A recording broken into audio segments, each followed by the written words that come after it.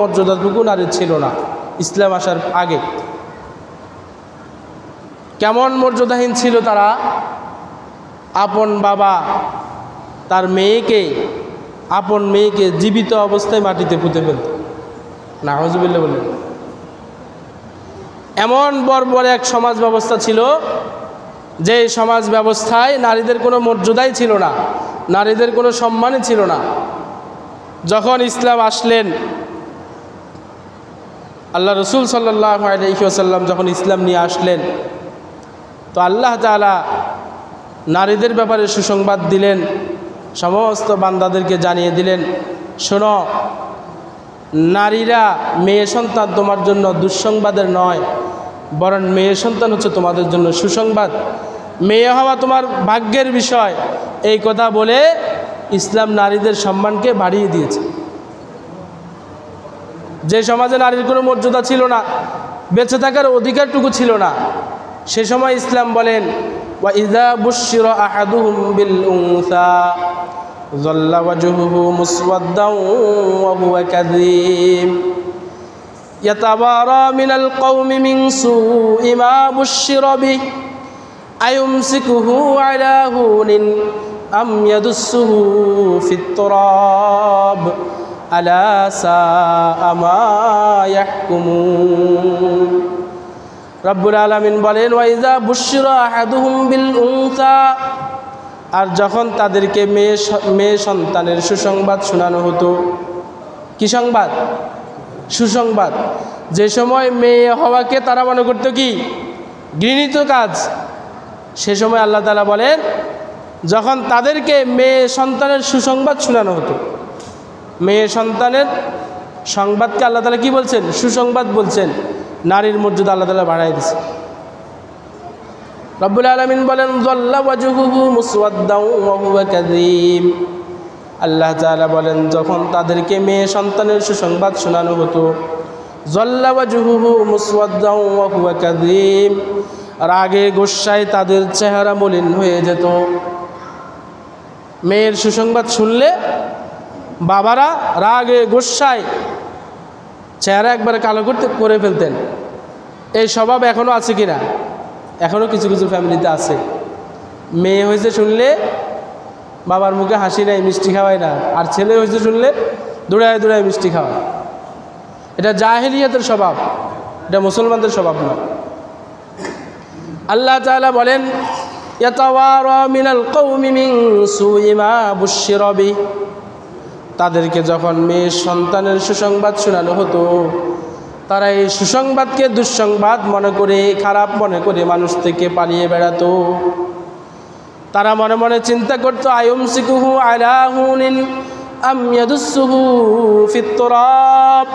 রব্বুল আলামিন বলেন, তারা মনে মনে চিন্তা করতো, আমি কি আমার এই মেয়ে সন্তানটাকে জীবিত রেখে দেব, নাকি তাকে মাটিতে পুঁতে ফেলবো।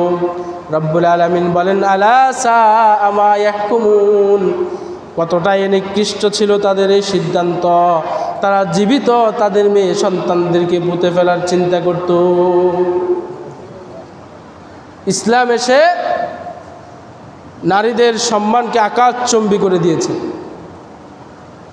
মেয়ে সন্তানের জন্মকে ইসলাম সুসংবাদ বলেছেন, যেই সময়ে মেয়েদের সামান্যতম মর্যাদাটুকু সমাজে ছিল না।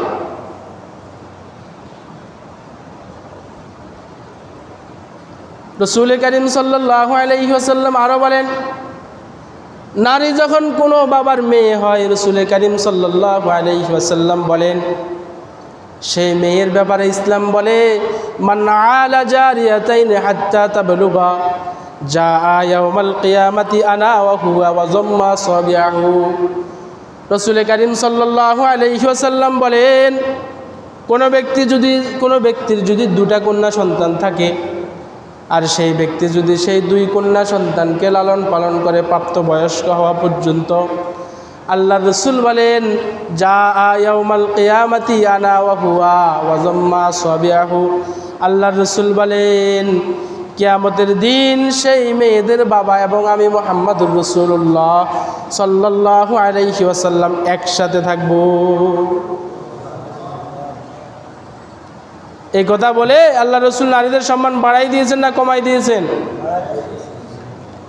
বাবাদেরকে উৎসাহ করছেন, তোমরা যদি তোমার মেয়েদেরকে যদি ভালো ভরণ পোষণ দাও, প্রাপ্তবয়স্ক হওয়া পর্যন্ত যদি তাদেরকে খেয়াল রাখো, ভালো তালিম দাও, তাহলে শুনে রাখো কিয়ামতের দিন তুমি আর আমি একসাথে থাকবো। আল্লাহ রসুল 2 আঙ্গুলকে এভাবে মিলিয়ে দেখাইছেন।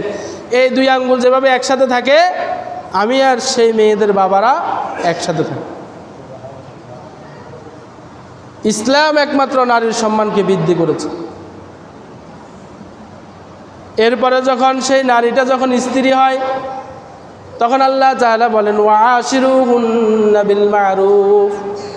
সমস্ত স্বামীদেরকে ইসলাম নির্দেশ করেন, আল্লাহ নির্দেশ করেন, শুনো হে স্বামীরা, ওয়াশিরুহুন্না বিল মারুফ, তোমরা তোমাদের স্ত্রীর সাথে সদ্ব্যবহার করো, সৎভাবে জীবনযাপন করো।